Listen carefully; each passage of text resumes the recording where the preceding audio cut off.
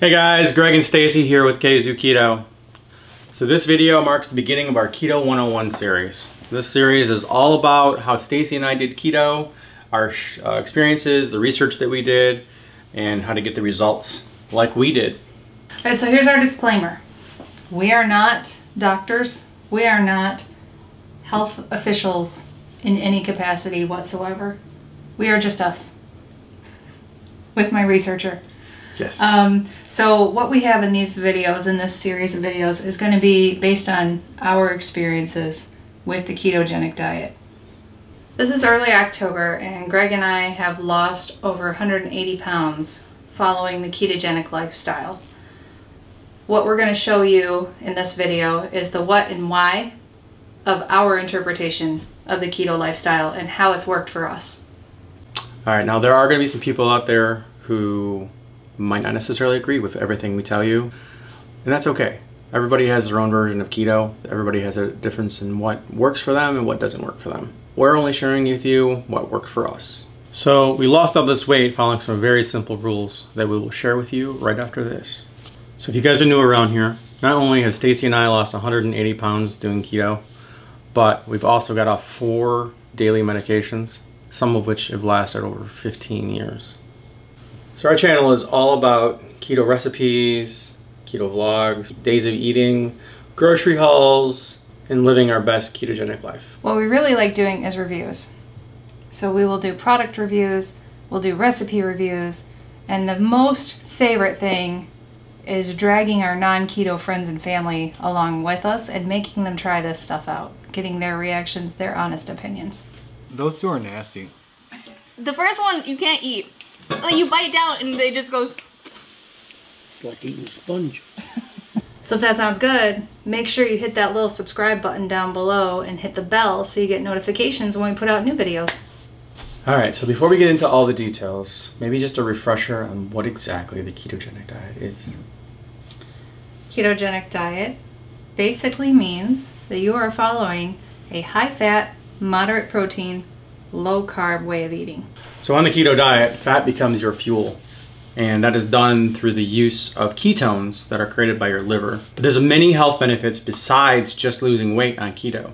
Absolutely. So it reduces inflammation, will help improve brain function, reverse diabetes. There have been many cases on that. Okay. It can be used to treat people that have epilepsy or cancer or Alzheimer's. And knowing that, it's one of the things that I wish that we had found keto while my dad was still alive, because he had epilepsy.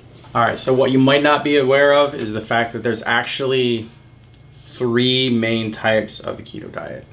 We have the clean, healthy, strict keto, which is what Stacy and I primarily followed in the very beginning. There's also something called lazy keto, and there's even something called dirty keto. Now, dirty keto, you're not eating dirt, guys.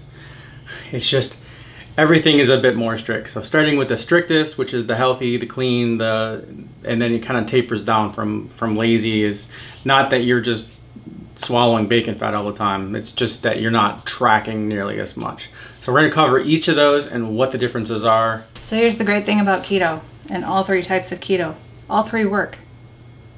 One may work for me better than it works for him. One might work better for you than me. One might work better for us than what it does for you. It's all about what works for you, but they all 3 have been proven to work for various people. And there are some similarities between the 3. Mm-hmm. So you do have to be mindful from that.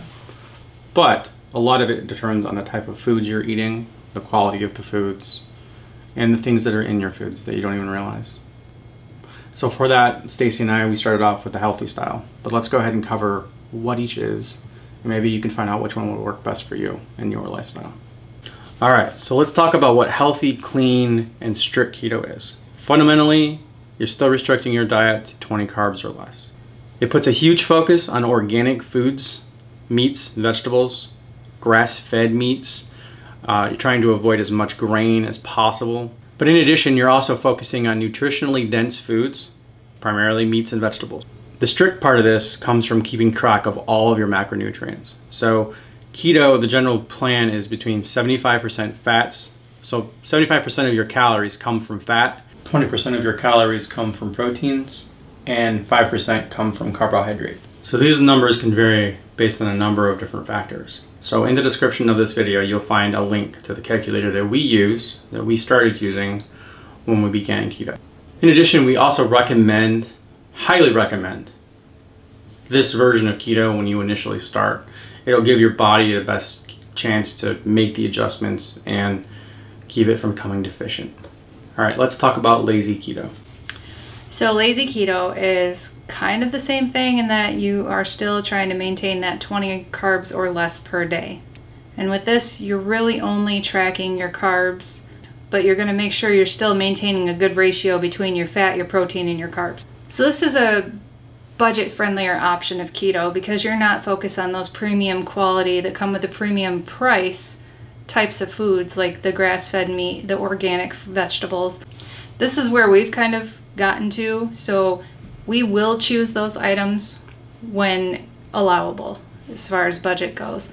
The other great thing about keto is that as you become more fat adapted, you're not eating as much food. So you can actually, you're not buying as much, you're not eating as much, so you can opt for those higher premium priced items for the, you know, the healthier options. So the biggest thing is tracking your carbs, but not only tracking your carbs. You want to pay attention to what is on the label to make sure you don't get any extra sugars or any sugar byproducts that are going to be in those foods that you buy. All right, some of those products can include maltitol, dextrose, obviously MSG. Maltodextrin. Yeah. MSG stands for Sodium glutamate, and don't just look for MSG because I got tricked that way. Yes, yes. And this stuff isn't everything, guys. Like, it isn't everything. Stacy went and picked up some lunch meat the other day, and she thought she was good. Yeah, they didn't have it on the outside. You know, when you go to the deli counter and they have the meat, I read the ingredients. It wasn't until I got it home and read the actual label that they printed off where I saw it said dextrose and sugar and maltodextrin. MSG, and I mean, it's garbage. And it's not, but let's talk about this in dirty keto, which is next. Okay, so dirty keto is like the other two in the sense that you're still restricting yourself to 20 carbs a day, but anything goes. You can eat anything. You don't have to look at the ingredients. You don't have to look at making sure everything's there. You can eat sugar, you can eat all this other stuff. The reasons there's different levels is because with dirty keto, you're gonna be more apt to seeing some stalls because you're gonna have a bunch of this non-organic stuff sort of circling through your body that can affect you, and everybody's gonna be affected a little differently. Like I have a minor gluten allergy that I didn't know existed until I started keto, and when I tried a dirty keto option and some things, like it kind of came all rushing back to me. Canola oil and the synthetic oils and stuff. So those are all fair game on dirty keto, but they're not necessarily good for you. But you do you. You do you. And maybe some people can't get away with this strict keto. That's okay. You're still going to gain benefits even if you're just doing dirty keto. All right, so you probably see a theme here that your number is 20 carbs or less. There's a lot of information out there that talks about low carb diets and everything, and generally those are talking right around 50 carbs. So keto is a big step down in the number of carbs, and that promotes some pretty amazing weight loss by using those ketones.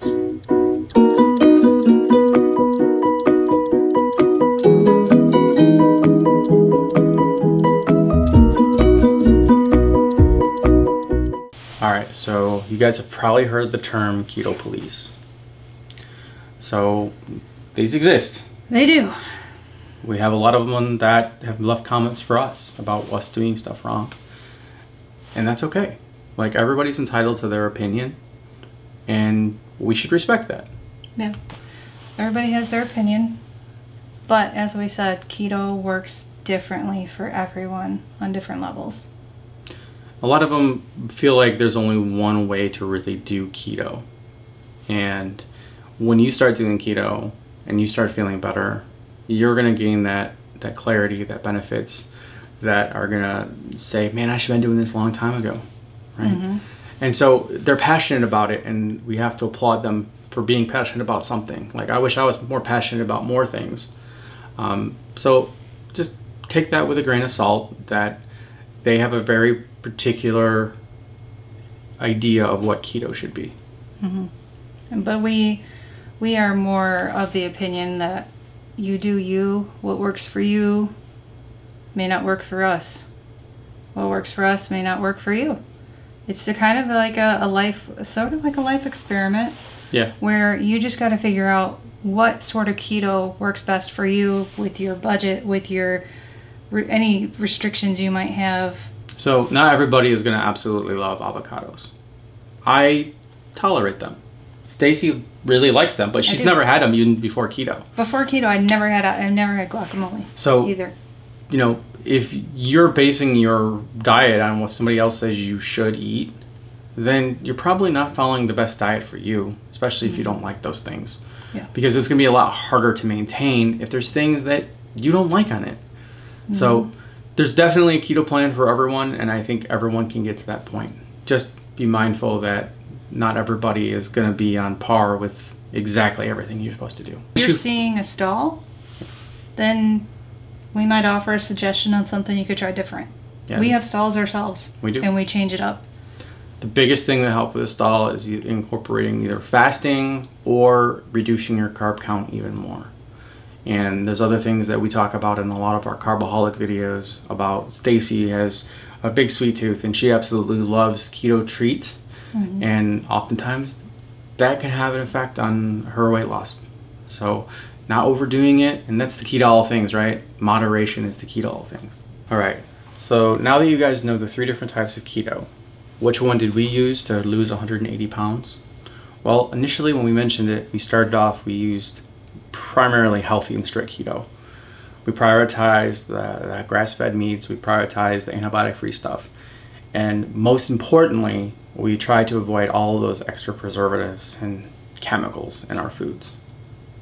Stacy and I have been doing keto now for 9 months, and we unfortunately sometimes are pretty boring with our food selection. The amount of food that we're consuming on a daily basis now is so much less than what it was originally. You know, if when I originally tracked my macros, I was probably getting 3,500 calories a day, and now I'm getting right around 1,400 or 1,500. And so the quality of the foods that we're eating now are so much better, but we're not tracking. We're primarily just tracking carbs, and we're just kind of maintaining our calories to what we've been doing. And even while we're continuing to lose, we haven't continued to lower our calories unless we start running into a stall. So Stacy adapted the lazy keto a bit more quickly than I did, and she had her own reasons for that. Yes, the tracking tends to lead to a whole rabbit hole that I don't. It kind of stresses you out, right? Yes. Yeah, which stress is the opposite of weight loss. So if you're getting a ton of cortisol in your system, it's going to prevent you from losing weight. So because tracking to her caused such anxiety for like keeping every little detail. So Stacy is very much sort of coast through type of situation. Loosey-goosey. Yeah, loosey-goosey. So, but she does always keep track of the carbs. So when she eats something, she'll know the number of carbs that are involved in it, and then she makes a decision whether or not she wants to actually eat that or not. Pretty much, yep. But again, we still focus heavily on making sure that those preservatives and stuff are not in our food. Yep, we still avoid all the things that we choose not to have. I feel like calories in the very beginning don't matter too much. You just want to get fat adapted. And I think, so when we originally started keto, we were just more focused on making sure that the foods that we were eating are keto approved, as opposed to the number of calories and all that other stuff. You do want to prioritize making sure that you get your fats in though, because that is going to help push you into ketosis. So that's why it's so important to track in the beginning. But I'm sure you still have one more question, right? I'm already unhealthy. Should I really start keto? Isn't that going to increase my cholesterol and everything? Well, some very important information on that. What I can tell you is that there are no currently reported conditions where you should not do keto. Whether you're a diabetic, you should definitely do keto. If you have cancer or kidney disease or anything like that, there are some variations that you should do, and Dr. Berg, Dr. Berry, they do a fantastic job of trying to really pinpoint exactly what those conditions are and how they can help you and how you might need to adjust your keto plan just a little bit. Unfortunately, Stacy and I, we really don't have those issues. However, Stacy does not have a gallbladder. And that is one of the other things that people, because of the fact that your bile production is lessened, the intensity of your bile is less. Stacy, in the very beginning, she had to reduce the amount of fats that she had because she was having shoulder pain. And, you know, that's scary. So there's definitely things that you might need to change or tweak to sort of accommodate whatever might be going on in your life. But that's something you can definitely change as you continue to progress through your ketogenic diet. I have high blood pressure, and I also had a little bit of elevated cholesterol. And not only did my blood pressure drop to the point where I no longer need my medications anymore, but my cholesterol also has dropped as well after doing keto. So it's sort of basically the opposite of everything that the FDA tells you, right, in that respect, that you want to go a low-fat diet to reduce cholesterol. What's not necessarily true. You just want to cut out the carbs. All right, so now that you know all 3 types of keto and which one would probably be best for you, one of the big questions that you have to ask yourself is, why do you want to do keto? Because that might drastically change how you do keto. So for me, my biggest factor was when I was almost 400 pounds and trying to tie my shoes, I realized that I was heading to an early grave. Because if I continued the way I was going, I wouldn't see my grandchildren. And so that made a big pull to me, and that's why I started looking into alternatives. Stacy and I have both done diets over the years, and none of them really worked very well. Because they're diets. Like, you do it for a little bit, and then it might get some benefits, and then you end up going back to what you were eating before. Mm-hmm. And, you know, the definition of insanity is doing the same thing over and expecting a different result, right? So that's exactly what diets generally are. So when we started to adopt the keto lifestyle, we weren't fully on board with understanding what that meant. But now we do. Mm-hmm. Now we get the fact that if we go back to eating the way we were going to eat before, we're going to gain that weight back. Not just the weight, we're going to get all the health problems and everything. All the health problems and everything like that. So our inflammation has been reduced. Stacy used to have a pain in her elbow all the time. Now she just has the pain in the butt, which is me. So there's a lot of different benefits that you can get from keto. So how do you start keto? Keto is about planning, because it's completely different than any other diet you probably have done. If you've done a whole foods diet, it's similar to that, but it's even more restrictive, yet it's also more open. So there's so many foods that you can eat. It's just what foods you shouldn't eat. And that's where planning plays a huge role. And it's like Stacy and I, we don't have to plan our meals anymore. We just buy the groceries that we know we're going to eat. Now, we still have a cupboard that the kids eat from that are completely dedicated to a standard American diet, because that's what they like, and they don't have any of these health issues. And we teach them regularly on the benefits of keto, but we still leave it to them and sort of educate them as we move along. So keto is completely safe for children. Babies come out of the womb on keto. Yep, so, they're in ketosis. Yep. So just so you know, and our ancestors predated, there's lots of studies and lots of research around how healthy keto is for you and how healthy it is for us. Like, basically with keto, your body gets healthy and then it starts automatically losing weight. It's kind of amazing, actually. Becomes more efficient. Yes, fat burning machine. So keto is all about changing the relationship you have with food. Stacy used to come home and binge on pretzels for dinner. I had mostly a ketogenic diet, but I had too many grains in my diet and too much sugars from bread and stuff. I wasn't really a sweet person. So even that dynamic with me, I mean, I was still hitting over 100 carbs a day. I was definitely not low carb by any means. And now that's all changed. And then as soon as I changed that, weight started coming off. It's amazing. Yeah. Well, and it's not something that's going to change overnight either. I still have my own food relationship issues that, you know, 9 months later, I'm still trying to work through. Absolutely. But it is all about planning and making sure you have the right options for you available. Figure out what your weakness is. Stacy's is the sugary stuff. Mine was bread. I created some great bread recipes that supplemented that. Stacy, well, if you've been following us, she obviously has got the sweet chaffles on lockdown. So, and she keeps losing weight even though she's eating those. So it's just one of those situations where you kind of have to figure out those pieces. And that is why our next video is going to be all about planning. Now, I want to thank you for watching today. Hopefully you learned something new, or perhaps just reinforced something that you already knew.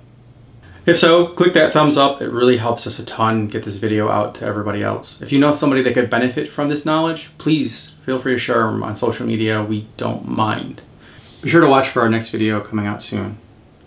Best way to do that is by being a subscriber and having the bell on so you're notified when we post out new videos.